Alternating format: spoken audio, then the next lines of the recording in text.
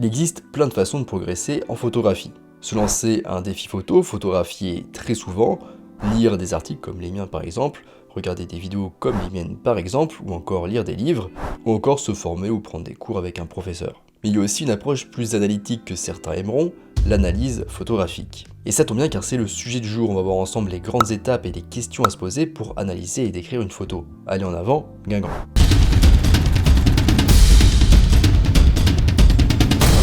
Avant de commencer, je vous signale qu'en description, je vous laisse l'article beaucoup plus complet sur le même sujet, avec toutes les questions et toutes les étapes beaucoup plus détaillées. Et en description, ou en haut à droite de la vidéo, vous pouvez aussi accéder à ma formation gratuite sur les bases de la photographie. Alors comme je vous le disais, on va voir les différentes étapes et les questions à se poser pour décrire et analyser une photo. Mais avant ça, j'ai deux choses à vous dire. Première chose, en fonction de la photo que vous analysez et de vos motivations ou de ce qui vous intéresse, vous ne serez pas obligé de passer par toutes les étapes, ni de vous poser toutes les questions. Deuxième chose, je ne vais pas lister toutes les questions ici dans cette vidéo, sinon ce sera un petit peu long et chiant à chaque fois. Je vais d'ailleurs aussi passer assez brièvement sur certaines étapes, mais comme d'habitude, pour les plus intéressés, je vous laisse l'article en description qui est beaucoup plus détaillé. Première étape, le contexte de la photographie. La contextualisation consiste à décrire tout ce que vous savez sur le contexte de la création de la photo, donc en gros tout ce qui gravite autour. Par exemple, vous pouvez vous poser la question quel est le titre de la photographie, à quelle date la photo a été prise, que se passait-il d'autre à ce moment-là, comme par exemple des événements historiques, le travail d'autres photographes ou encore un courant artistique qui domine. Deuxième étape, exprimer ce que la photo vous évoque au premier abord. La photo peut vous faire ressentir quelque chose, on dit qu'elle évoque une humeur, et cette humeur elle est subjective. Vous analyserez ensuite cette photo pour comprendre comment et pourquoi vous avez ressenti ces choses. Donc notez les mots-clés d'humeur qui vous viennent à l'esprit lorsque vous regardez cette photo que vous analysez. Dans notre exemple, la photo peut nous évoquer les mots-clés d'humeur comme la sérénité, la tranquillité, la paix, l'amour de soi, la réflexion sur soi, la connexion avec soi-même ou encore l'individualisme, la solitude. Vous pouvez aussi attribuer un thème à la photo, à la place ou en plus de l'humeur. C'est plus général et c'est une façon de décrire une photo d'une manière plus éloignée des sentiments. Si vous n'arrivez pas à identifier l'humeur, identifier un thème peut être plus facile. Dans notre exemple, le thème pourrait être la réflexion, la relaxation ou la solitude. Troisième étape, le type de photo. Bon ici c'est simple, on cherche juste à définir de manière la plus précise possible le type de photo qu'on a devant nous. Dans notre exemple, le sujet de la photo c'est l'être humain, même si c'est une silhouette et que la personne ne prend pas trop de place dans la photo, le paysage n'est qu'un décor, donc ça peut pas être une photo de paysage vraiment. Ainsi le type de la photo est un portrait en bord de mer ou portrait marin éventuellement. Bon, certains diront que c'est plutôt un paysage, moi je pense que c'est plus un portrait. Quatrième étape, environnement et lieu. Le lieu où se déroule la photo est important car l'environnement va influencer l'humeur et ou le thème de la photo. On peut par exemple se poser les questions où se situe la photo, est-ce que le sujet interagit avec l'environnement ou encore comment le sujet est positionné dans le cadre. Cinquième étape, analyser les gens. Le langage corporel du sujet est connoté par construction sociale et culturelle et peut expliquer l'origine des mots-clés d'humeur listés dans l'étape numéro 2. Ici on va tout simplement se poser la question qui est représenté dans la photo et on va le décrire physiquement et en tirer quelques interprétations. Sixième étape, l'expression faciale. Les expressions faciales font passer l'essentiel des émotions et les gens donnent souvent la priorité au visage lorsqu'ils lisent le langage corporel. C'est une étape intéressante mais pas toujours applicable dû au fait qu'il faut un être humain du coup dans la photo. Septième étape, la composition. Cette étape nécessite des connaissances en composition, parce qu'en effet, si vous ne connaissez pas les techniques de composition, il vous sera impossible de les identifier. Cette étape de l'analyse me semble être l'une des plus importantes. Parce qu'en effet, ici, on pourra identifier des règles, des principes ou encore des techniques concrètes qu'on pourra appliquer dans nos propres photos. Et on va donc pouvoir améliorer nos photos. Les questions qu'on peut se poser, c'est arrive-t-on à distinguer, séparer le sujet de l'arrière-plan? Comment est positionné l'horizon? Est-il droit? Des règles sont-elles utilisées? Une technique particulière est-elle utilisée pour composer la photo? Des schémas de couleurs sont-ils utilisés? L'équilibre est-il symétrique, asymétrique ou radial? Ou encore comment est réparti le poids visuel? Dans notre exemple, le regard du spectateur se dirige instantanément vers la silhouette de la personne et du rocher sur lequel elle est assise. La silhouette ressort bien car elle est sombre et se positionne devant un fond lumineux et prend beaucoup de place. L'horizon est droit et placé à 2/3 de la photo en partant du bas, donnant peu de place au ciel et beaucoup plus au sol et au sujet notamment. La grille phi semble avoir été utilisée pour positionner le sujet, ce qui se rapproche plus du nombre d'or que la règle des tiers. Au niveau des techniques, on a l'effet de silhouette réalisé en exposant pour le ciel.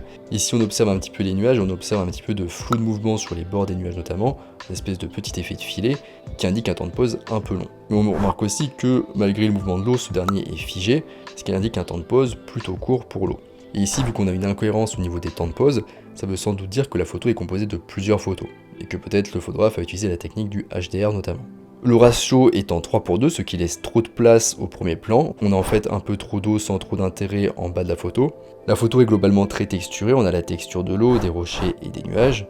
La photo contient aussi beaucoup de contraste, on a un contraste de texture entre l'eau douce et la texture rugueuse des rochers, et on a aussi un contraste dans les tons avec le coucher de soleil très clair et le reste de la photo sombre. 8e étape, la technique. Dans cette étape, on essaie d'analyser les réglages de l'appareil photo et les accessoires utilisés pour créer la photo.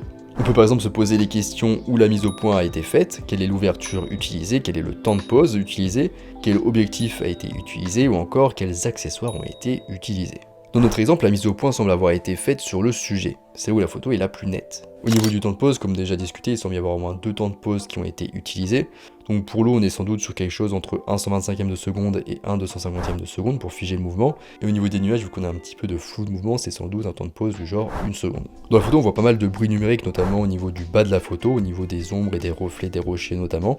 Ce qui semble plutôt logique vu que le moment de la prise de vue offre peu de lumière, que l'ouverture est assez fermée et que le temps de pause reste assez court, en tout cas pour l'eau comme on a vu juste avant. Et du coup, il reste que les ISO pour compenser, ils doivent être autour de 1600. Pour l'exposition, on a du détail dans les zones les plus lumineuses. Si on zoome en haut à droite, on voit qu'on a du détail. Et les zones les plus sombres, en revanche, semblent sous-exposées. On a peu de détails, voire quelques aplats noirs sans détail au niveau de l'eau proche des rochers, mais notamment au niveau des reflets des rochers. On remarque aussi qu'il y a beaucoup de bruit dans les zones sombres, et tout ceci nous indique que la photo est un petit peu sous-exposée.